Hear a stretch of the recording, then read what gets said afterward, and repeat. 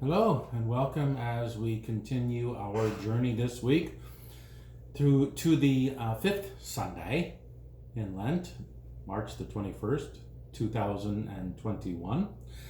And today I would like to look at the second reading for Sunday from the letter to the Hebrews, chapter 5, verses 5 through 10. First, let me read the introduction for you, then that section, and share with you some reflections that I've gathered for today. Using priestly imagery and references to the Old Testament, the author explains how Christ lived in trusting obedience to God, and so God has made Christ the source of our eternal salvation. Christ did not glorify himself in becoming a high priest, but was appointed by the one who said to him, "You are my son. Today I have begotten you." As he says also in another place, "You are a priest forever, according to the order of Melchizedek." In the days of his flesh, Jesus offered up prayers and supplications with loud cries and tears to the one who was able to save him from death, and he was heard because of his reverent submission. Although he was a son, he learned obedience through what he suffered, and having been made perfect, he became the source of eternal salvation for all who obey him, having been designated by God a high priest according to the order of Melchizedek.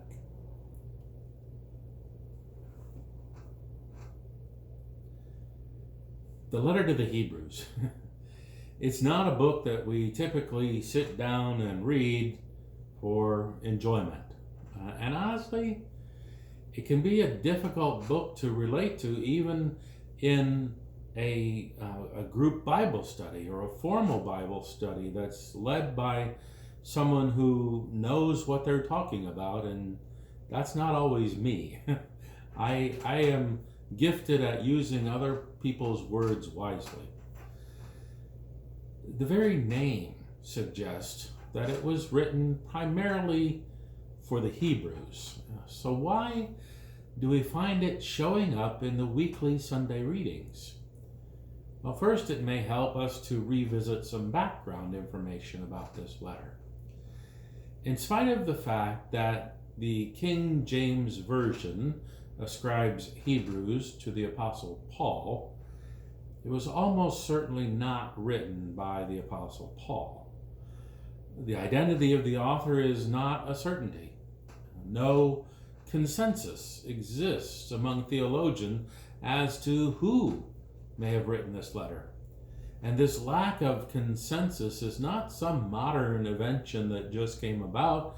It goes way back into the early centuries of the church. So this uncertainty has been around nearly as long as the Christian church. Hebrews seems to have been written sometime near the end of the 1st century AD. And while it is often called the letter to the Hebrews, in fact, I called it that just now, it is not, in fact, a letter. Again, it can be hard to understand.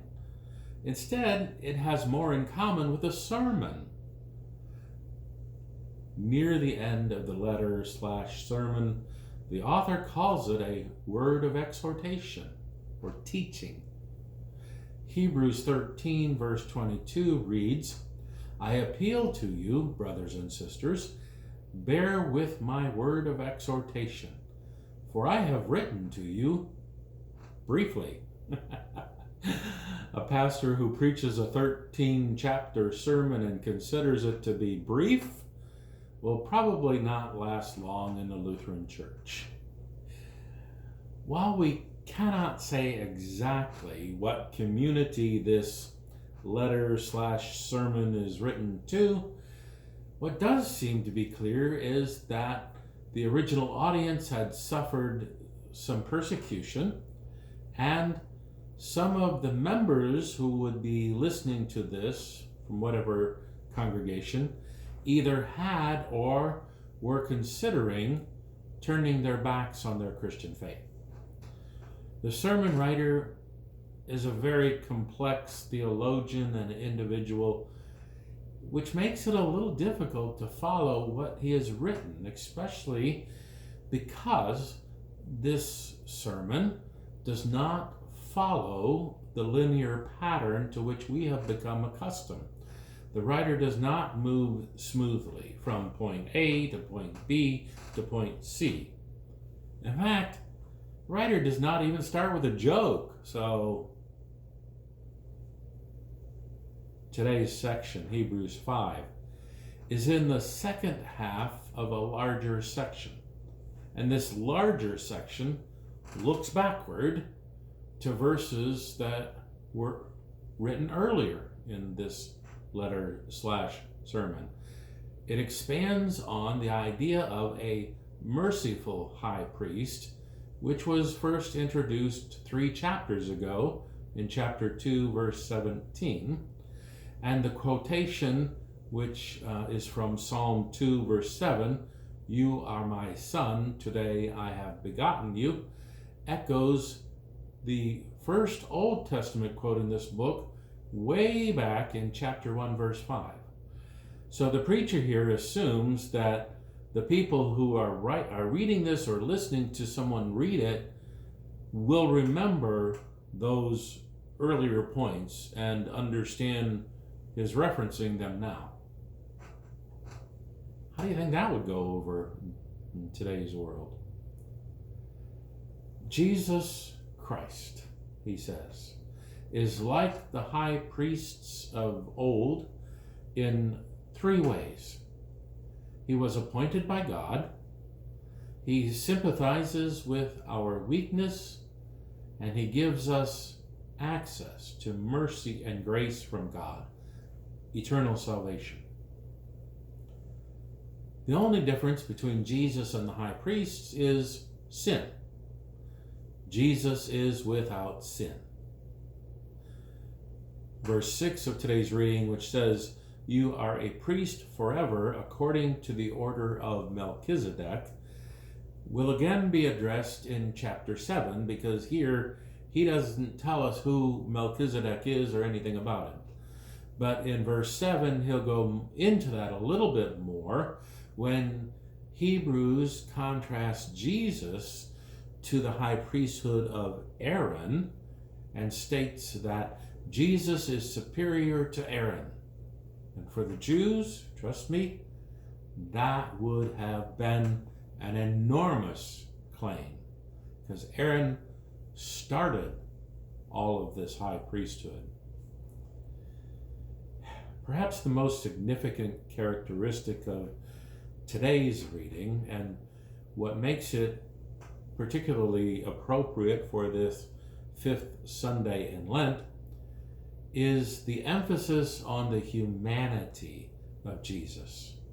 Verses 7 through 10 describe Jesus who did not glorify himself in becoming high priest and was instead appointed to that position by God. Jesus Christ, whom Christians later call the second person of the Trinity, learned obedience through what he suffered. Verse 8. This is how God works in the world through Jesus. Not by overpowering his enemies with force and with victory, rather by suffering. As we draw closer to Holy Week, the story of Jesus will descend into that suffering, a suffering of a most intense kind of suffering, betrayal by his friends, his disciples, his apostles, conviction by an unjust court, torture, and finally execution by crucifixion, which was the most cruel and horrendous method of execution that the Roman Empire could devise. It was meant for the person to suffer and be shamed in public. Jesus Christ truly did learn obedience through what he suffered. And in so doing, Hebrews says, he became the source of eternal salvation for all who obey him. Thank you for joining me today as we continue this journey toward the fifth Sunday in Lent, March the 21st, 2021. I hope you're having a great day. Take care. God bless.